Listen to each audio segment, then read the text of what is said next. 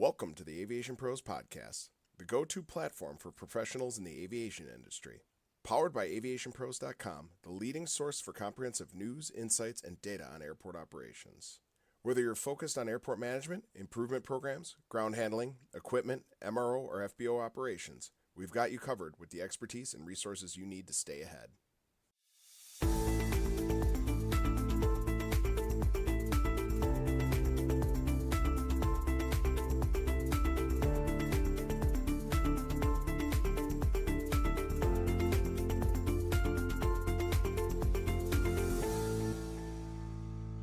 Hello, everyone. I'm Jenny Lescohier, editor of Ground Support Worldwide, and today I am here with John Jones, Chief Operating Officer of Grupo Eulen USA. And John's got a couple of decades of experience in aviation, and he's going to talk to us about several topics. John, why don't you start by telling me a little bit about your background and what brought you to your position here right now? All right. Thank you, Jenny, and good morning to you. And appreciate the opportunity to talk about Grupo Eulen and our footprint in the ground handling sector of the aviation industry. I've got just under 30 years of experience in aviation, and I had the opportunity to work all from the airline side of the business as well as the ground handling side of the business, which kind of gives me an advantage because I understand the needs of the airline and the strategy of the ground handler to provide services to the airlines. I more recently was with the division of Delta Airlines, and I did a retirement just before the pandemic and was enjoying some travel, but decided I needed to work a little more. And I'm just fascinated by aviation, and even more so with the ground handling business in aviation. And I started with Eulen last year, and my mission was to improve the operation and the performance, the delivery of product that we get to the customer, and also grow our business. And that's what we've been doing this last year, and it's been a great opportunity. There's a lot of opportunities out there for us, and I look forward to seeing how we grow throughout the year. Okay. So Eulen, if I understand correctly, is a full service organization, correct? Providing all ramp services and to passengers and airports, correct? Yes, not only ramp services, but currently Eulen Aviation, which is a division of Grupo Eulen, we're based here in Miami. We have 10 airports where we provide aviation services to 34 different airlines. We do everything from ramp services, like you mentioned. We also do passenger service, which is the check-in, the gate, the boarding of the flights. We do security. We do cabin cleaning. We provide wheelchair service in some airports. We do we offer a wide variety of aviation services to the 34 different business partners that we have throughout the U.S. in our 8 U.S. airports and the 2 in Jamaica. Okay, great. So with your experience and in your new position, what do you see as the most critical issues facing aviation and the ground handling sector? Okay, so the most critical issues is first, let me back up a little bit. There's a lot of opportunity in this industry right now. As things are happening in our economy today, airline partners are looking to reduce their costs. They outsource a lot of the ancillary services, like I mentioned, wheelchair service, cabin service. Those two lines of business are the most work that we do. Most of our 3,000 employees that we have based in the U.S. and Caribbean provide wheelchair and cabin services, and the remaining are the ramp and passenger service. But some of the challenges we face today are meeting the demands of the customer, wanting a lower rate, but still, providing a high level of service. So we have to look for that right formula for success, where we're able to offer a safe product and a quality product, but at a lower cost for the customer. There's a lot of RFP activity right now in the industry.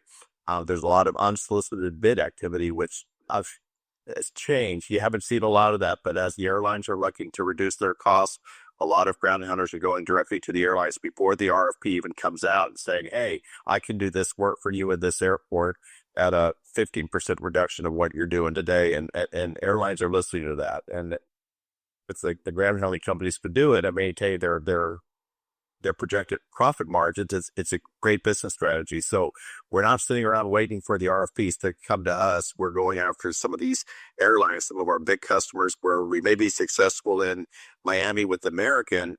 We'll also try to procure some work from them in other airports, and based on the relationship that we build with them, and also the delivery of quality, which is what they all demand and deserve, we're able to win some other contracts in other airports as well. Okay. So what do you think is Eulen's, secret sauce, if you will, or, the unique difference that you offer? Okay, so let me tell you this. In this industry, historically, attrition is very high. It's a revolving door at some companies, and Eulen is a Spanish-based company. We have over 82,000 employees globally in 11 countries, and in the U.S. is where we have our only aviation division. Is the only work that we do aviation is based here in Miami, for the airports I already described or already mentioned. And what makes us unique, and I was amazed when I came to the company, we have a very low attrition rate. We have loyal employees. We have employees who actually start cleaning these airplanes that arrive in Miami for one of our customers when the airplane is brand new, and they're cleaning that airplane every day for 14 years until the aircraft is retired from the fleet of the airline partner. So we have a very robust training department.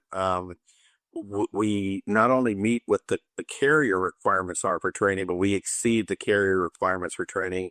We want to make sure that we deliver a quality product. And to do that is through training, developing our people. We have a leadership program that we launched this year that we want to improve the quality of the leaders that we have in our organization. I think that's kind of what makes us different. I know, every ground hunter does the same thing. Everyone does the investment in the training, the investment in resources of ground support equipment, and we do that. And we just look for ways to be more efficient. Again, maintaining that high quality of service and keeping our employees. We focus on a retention plan. It costs so much to bring an employee into the organization, but once they're there, we got to figure out how to keep them employed with us. We're very successful in Miami. Miami being our largest operation with around 2,500 employees. Last year, in an organization that size of 2,500 employees, we only hired 256 employees. So we have that stability we have a stable workforce that helps, get that helps us or enables us to give that level of service to the customer. Okay. So something that's changing every aspect of our lives is technology, and that's affecting the way everything in aviation is working. Is that a factor at all in your workforce and in retaining them and all of that? How would you characterize that? That's a great question. And yes, and not only do we want to, enhance our quality with investments in technology, but our customers want the same thing. We invest in 2 different products. As far as workforce goes, we work with the software that we can really determine, once we have an airline schedule, we know exactly how many employees we need to provide a certain level of service. The customer feeds us what their staffing standards are. They tell us how many people we need at the check-in, how many we need at the gate, how many on the ramp, how many to clean the airplane. But we're able to come up with an efficient schedule so we can minimize our cost and look for synergies through building our bids with other contracts that we have in the same airport. But we invest in the workforce planning software, and we also invest in a system named AvTech, which helps us on the job, which tells us, okay, on this day at this time on this flight, for example, with wheelchairs, I have 15 wheelchair customers coming in, and I have to make sure I have staffing for 15 employees to assist those 15 passengers. So we're able to track for this software that we were licensed to use where our employees are in an airport through a GPS system, and we're able to, through a group of dispatchers, assign them, to the closest gate, to the proximity of where they are, to meet the demand of the customer. So technology definitely plays a big part in doing this business and doing this business well. Okay. From the employee standpoint, does that change their experience? Are things made a little simpler, or is the training affected, or how might it feel to the actual employee? Okay, for the employee, I think what it does, it instead of there being any ambiguity of what is my assignment for today, we're able to clearly say, okay, for today you're assigned to this gate, you're assigned to these flights. Second, when we clean airplanes, an employee comes into work, they know I'm working this shift. I might be working from 12 to 8, and they know if they're working in this zone. We're able to zone the gates in a major airport like Miami, and quick identify the flights that they're assigned to, so they know what their day looks like. They know that after they clean the flight from Punta Cana, they're going to be going to the next gate over to work the flight that's coming in from Buenos Aires. So it's great for not only improving the efficiency for our productivity, but also so the employees have clear instruction. They know what their tasks are.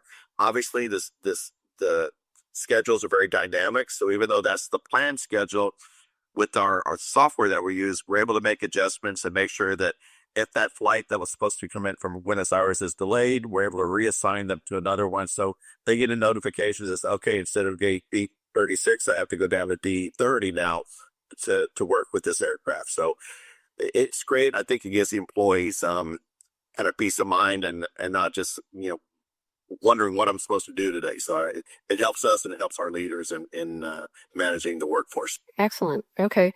So how would you compare this to your past lives or past positions that you've held in the industry? Is there a stark difference here, or what does it look like? It's very different. And the reason I say it's very different is everything post pandemic. Everything changed in this industry. I think that there was there were a few years there where it was hard to hire people. Eulen was faced with the same problems during the pandemic. We had to lay off a lot of people, but we brought back a considerable amount of these people, which is why we have the high seniority rates. But the industry has changed. Like I said earlier, it's really driven by the airlines needing to reduce their costs, outsourcing these services that maybe historically were provided by the airline itself. And it's also what I've noticed in the industry more recently, there's a lot of competition. There are a lot of ground handling companies out there today.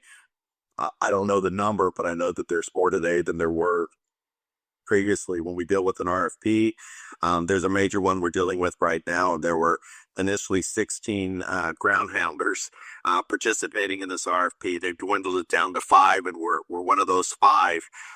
But I don't historically remember seeing that many ground handlers being invited to an RFP, but they're out there shopping and they want to make sure they get the best price and the best quality from the vendor they select. Right.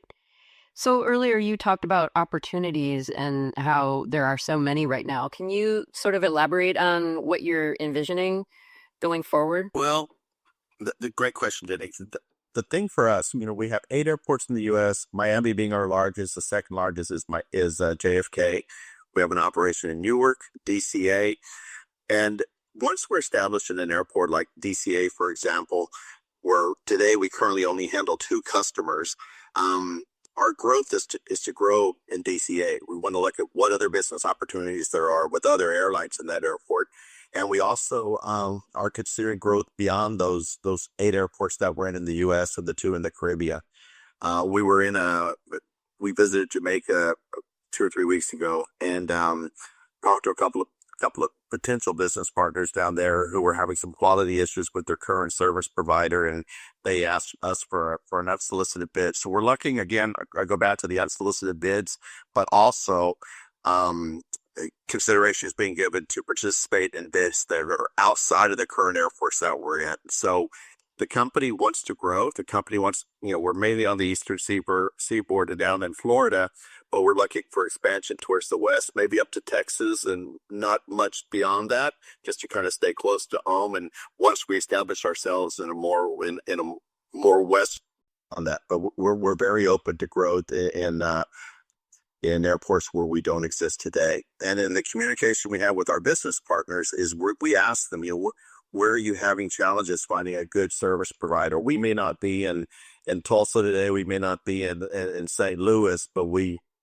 if an airline business partner has trouble finding a quality provider in an airport that we're not in, again, we'll definitely look at explore or expanding into those markets as well. Okay, great. Does that create any logistical challenges for you as a business? Or, I mean, do you feel nimble enough to expand? Oh, yes. Okay. Well, for all I'm very competitive, so I know what my competition is doing, and yeah, it can present a logistical issue for us. What we've developed here is a kind of a go team, a transition team. So once we have a new contract, like the one we recently did in Miami with Arajet from the Dominican Republic, we assemble a transition team, someone who covers the training, the safety, the recruiting. Make sure we have everything lined up as we build ourselves up to the transition. But yeah, in an area where we don't exist today, so in Miami we relied on our local resources to get us through the successful transition with Arajet. We have this team who will be deployed to that airport to do the recruiting. Fortunately, a lot of this can be done well in advance through online, and we would do some online interviewing before we do the in-person interviews. But yeah, logistically, this Go team will be the team that sets us up in a new airport and gets us ready for that transition of the new business partner that we'll be doing work for. Okay. All right. So I know you've had a rich history in the industry, and you sound very excited about, the future with Eulen. And, can you elaborate a little bit on what has, made you so passionate about this industry, and what are you most passionate about going forward for your future and for the future of the company? What makes me passionate, and this is great timing of our call, because yesterday, and the reason why we had to move the call, we had a leadership development training program that I participated with our leadership team. And, for me, what motivates me is the people, and having a team in Miami where we have employees, like I said, these same airplanes are working these flights for 14 to 24 years. The last employee I met coming off a flight had been with the company for 24 years. And again, to see that loyalty, and then to not only see the loyalty, but appreciate the dedication these employees have. And we always try to promote from within. And when we have a leadership opportunity, it's great to see these people develop into new roles. We take care of our employees, and that's what motivates me, is know that these people are out there and want to do this work. I'll go to Tampa, where we have about 6 different airlines where we do work for, and a wide scope of work, from baggage service office to pull, handling, pack service, RAM, and the attitude of the people, and getting out there and seeing how they treat the customers. We recently started a new contract with Avianca in Tampa. It's their first flight that they operated from Tampa to Bogota. We started that on April the 10th. And to be there for that day one, to see the employees, wearing the uniform of Avianca, representing the brand, and the professionalism, the attitude, and what drives me really is just that interaction with the employee. I love visiting our airports and talking to the employees and finding out what works, what doesn't work. I've just been in aviation for so long. It wasn't my initial plan. I always wanted to be an architect, and after 8 years of college, I realized I couldn't draw, so I went to my second passion, which was aviation, and I love it. We were at JFK earlier this week, in a meeting with some very, very seasoned aviation professionals. We're talking 40 and 50 years, and just to hear their stories and how this industry has evolved over the years. But it's still an airplane coming into an airport, unloading passengers and baggage, and then loading them back up again, cleaning the airplane, making sure it's safe to depart. So not much has changed. It's just how we do it today versus how we did it 20, 30, 40 years ago is very different. And it's great to be here and to see what potential we have growing in the industry. Yeah. Well, your excitement is infectious, and it's fun to hear. On a last note, what do you see for the near and maybe the longer term future for aviation and the type of work that you do? You know, the next 5 years and beyond. What do you see? Oh gosh, it's as aviation itself, and airlines are flying more today. I know there's recently been some announcements of some airlines pulling back their schedule. Some airlines are growing their schedules even with the economic situation we're in today, and hopefully things change and the end result will be more flying. But where I see this company going is just to continue to grow. And in this industry, you build yourself on your brand identity, and people know Eulen. We had a QBR meeting with our second biggest partner in Atlanta in January with Delta Airlines, and our teams win awards. We for in Tampa and Orlando. We won service awards for 2 consecutive months in 2024, Orlando, and then 2 in Tampa. And the customers know you by your brand, your quality, and it's just great to build that brand. To know that when a new airline starts to fly into Lexington, Kentucky, they know that that there's a ground handler out there who's not here today, but they do great for us in this city. Let's invite them to the RFP. So I just see us continuing to grow. We want to grow at a conservative rate. Too often you see companies just trying to double their size overnight, and it's very dangerous. So we're going to be cautious. We're going to be selective in our growth. There have been some RFPs that didn't fit for us. An airline that might fly into a new airport with very limited flight activity. It's hard to build a business if you're not there already. So we probably would stay away from that. But at an airport where we exist today, and a new airline coming in and there's limited flights, we can use some synergies from our other contracts. But I just see the growth in the next 5 years. Well, we have the potential to probably be, if we go at a 20% rate every year, we could be double our size in 5 years. So hopefully that's the path we continue to go on. But again, you have to offer a quality service, and that's what the airlines want. That's what they deserve, and that's what the customers want. They want to get on an airplane. They want to leave on time with their bags, and they want to arrive safely. So again, it's a phenomenal industry to be in, and it's a great opportunity to continue to provide these services to the 34 customers we have today, growing with them through organic growth, but then also getting new customers in our portfolio. Sounds great. Thank you so much, John. Any last words, or does that about do it for you? I think you covered everything, Jenny. Again, thank you for this opportunity. It's great to talk. What I learned throughout my career, when you believe in the product that you're selling and that you're providing, it's easy to sell. It really is. And you believe in it, and if you don't, I can't pretend. If I didn't believe in this, I wouldn't be here talking about it. But I believe, again, that we can provide a quality product. And again, just real excited about this opportunity. And thank you for your time today. Thank you, John. Thanks for tuning in to the Aviation Pros podcast. Stay ahead in airport operations and leadership by subscribing to our Airport Business Daily Newsletter, your go-to source for the latest industry insights.